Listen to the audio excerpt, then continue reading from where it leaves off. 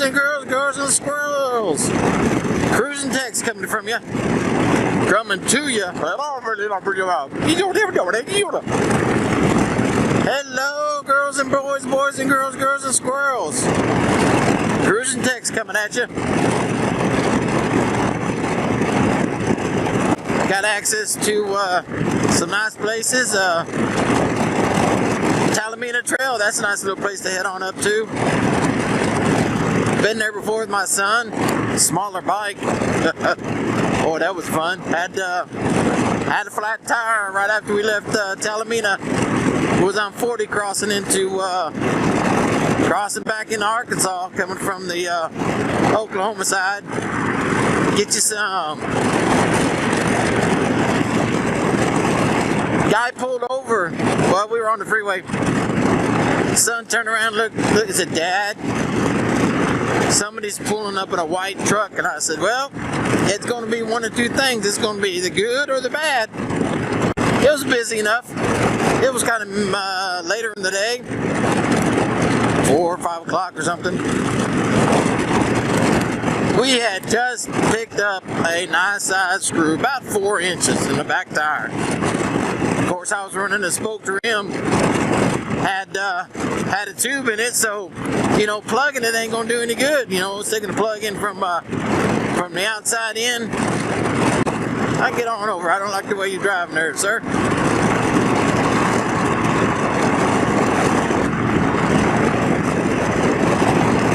That wasn't gonna work, so I was just like going, man, what are my options? Here I am. I don't know. Let's say 250 miles away from home. I don't know what it is. To 40, with 40 crossing Arkansas there from Oklahoma. But anyway, far enough to where it was going to take my wife a while. Wasn't going to leave my bike there. Guy nice enough pulled up with his wife and said,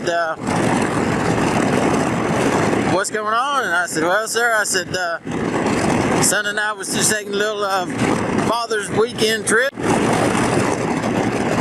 and ran over a 4-inch screw." He said, "Yep, that'll do it." He asked me where I was from. I said, "Oh, down here in Texas, down here just east of Dallas a little ways."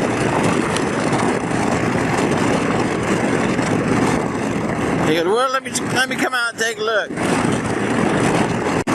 He said, "Yeah." He said, "You got spoke rims, you got a tube in there?" And I said, "Yeah." He said, "Well," he said, "you're pretty much done for." I said, "Yeah." I said, "I'd probably call my wife." I said, "Probably take her about 4 or 5 hours to get up here with the trailer." He goes, "Well," he said, I got a 2x10 in the back. Maybe we could pull it on up and get you to a hotel." And I said, "Man, that'd be awesome." It was about, I don't know, about 8 miles away. Hard enough to push it. So we got on up in the truck. Hot, humid.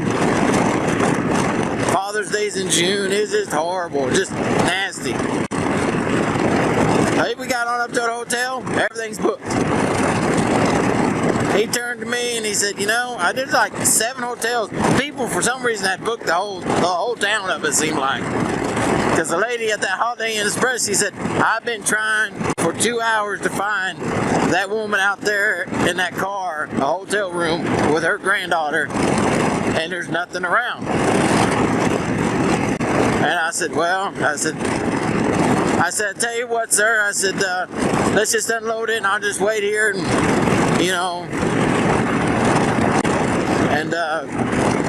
load it up and go home from there." Well, he said, "Oh, horseshit." He said, "Come stay with us." And I just kind of like went, "Well," I said, "I don't know you from Adam, sir." He goes, "Well," he said, "I'm ex-military, live on a farm, live on a property 250 acres, me and my wife and my daughter."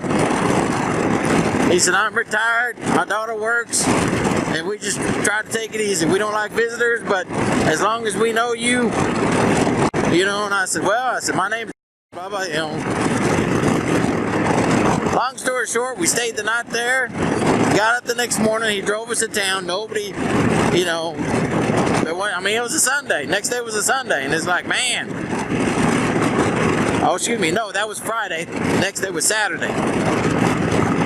Like nobody around. Had to drive all the way to Russellsville, which was an hour and a half away to get to a Honda shop. At the time I was riding on a Honda Shadow 600.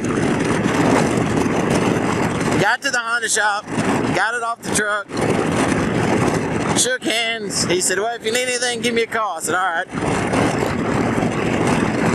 Hell, that was like $350, something like that to get the tire off, a new tube, a new tire, and back on the rim, everything back on. Well, hell, that blew the budget because, you know, I ain't got no money for a hotel for the night. Crap. Called him up and I said, hey, you mind if we stay another night? We got everything up and going.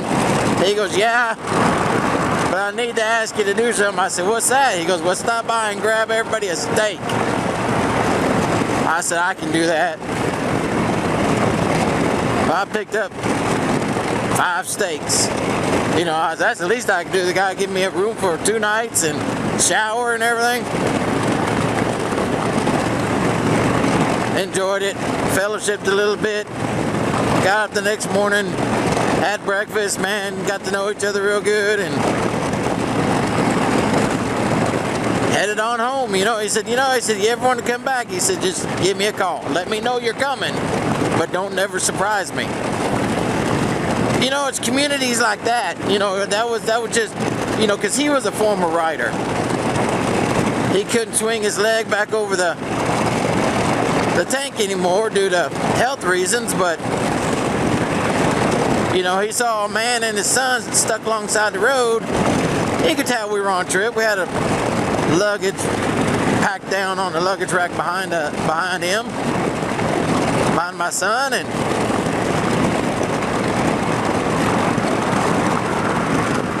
I said, well, if you're ever down this way, I said, give me a holler, I'll give you a room. He doesn't get out that much, but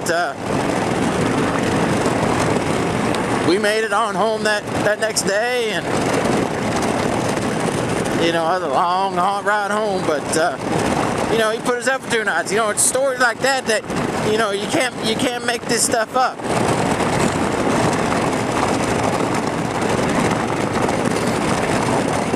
So that's just a little thing that you know, give you a little insight. Y'all be good, ride safe, keep the knees in the breeze, and we see you next time, all right?